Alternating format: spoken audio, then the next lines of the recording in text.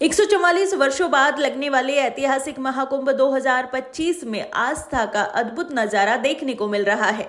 संगम तट पर श्रद्धालुओं का सैलाब उमड़ा हुआ है। इस बीच जगत गुरु सूर्याचार्य कृष्ण देवानंद गिरी जी महाराज, पीठाधीश्वर सूर्यपीठ गुरुस्थान मुरली आश्रम द्वारिका ने मीडिया से बात करते हुए महाकुंभ की महिमा, सनातन धर्म की वैश्विक पहचान और अवैध वसूली जैसे महत्वपूर्ण विषयों पर अपनी बात रखी।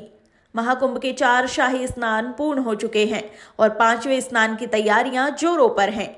इस पावन अवसर पर जगतगुरु सूर्याचार्य कृष्ण देवानंद गिरी जी महाराज ने कहा, महाकुंभ में प्रत्येक शाही स्नान के दौरान देवी देवता स्वयं संगम तट पर विराजमान होते हैं। जब भी मैं स्नान के लिए गया, मुझे उनके दिव्य अस्तित्व का अनुभव हुआ। संतों के रूप में भी देवी देवता इस पवित्र भूमि पर विचरण कर रहे हैं।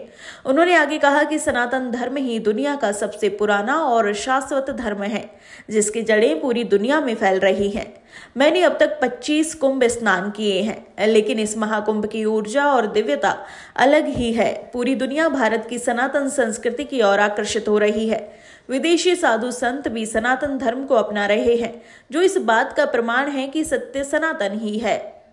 महाकुंभ के दौरान मौनी अमावस्या के अवसर पर जगतगुरु सूर्याचार्य कृष्ण देवानंद गिरी जी महाराज ने मृत आत्माओं को श्रद्धांजलि अर्पित की और उनके मोक्ष की कामना की। लेकिन इस आस्था के महापर्व में कुछ अवैध गतिविधियां भी श्रद्धालुओं के लिए परेशानी का कारण बन रही हैं। महाकुंभ क्षेत्र में नाविक श्रद्धालुओं से 2000 से 3000 रुपए तक की अवैध वसूली कर रहे हैं, जिससे आम लोगों को कठिनाइयों का सामना करना पड़ रहा है। प्रशासन को इस पर तत्काल कार्रवाई करनी चाहिए ताकि श्रद्धालु निर्बाध रूप से आस्था का आनंद उठा सके।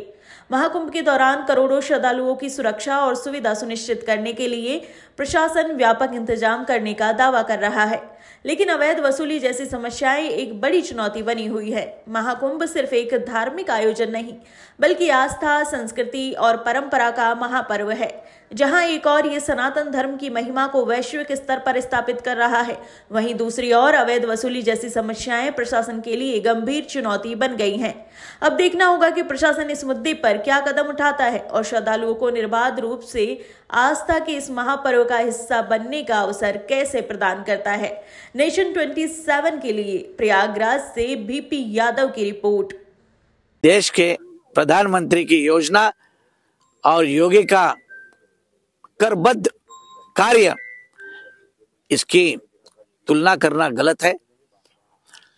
ये तुलना से भी ऊपर उठे हुए आज और पूरे देश को जागृत करने वाले ये 2 नेता जो किया है, ये भव्य दिव्य किया है। देखिए, आज जो निराश है उसका कारण है कि उसके घर में नशा, सबसे बड़ा कारण है नशा। और हमने नशा मुक्ति का कार्य यहाँ शुरू किया था। हमारे पास कम से कम 8 से 10 हजार लोगों ने नशा बंद करेंगे ऐसा सौगंध करके गया है। हमने नशा मुक्ति का कार्य चलाया। कई लोग अपना संसार तोड़ने के चक्कर में पड़े थे। हमने उनको कहा, हमारा मार्गदर्शन में आओ, शांति शिविर करो। आपका शांति शिविर का जो हमारा ज्ञान है, उस ज्ञान से कई लोग आनंदित हुए और उन्होंने सभी ने ऐसा जाते समय कहा कि स्वामी जी, आपके पंडाल में हमको ब्रह्म शांति मिलेगी जैसा आनंद आया और हम आपको विश्वास करते हैं कि आज से हम नशा बंद करेंगे। जब देश के अंदर ऐसे हमारे हजारों लोगों को ये नशाबंदी का कार्यक्रम हर व्यक्ति चलाए, हर संत चलाए, तो इस देश की भूखमरी भी खत्म होगी और निराशा भी खत्म होगी।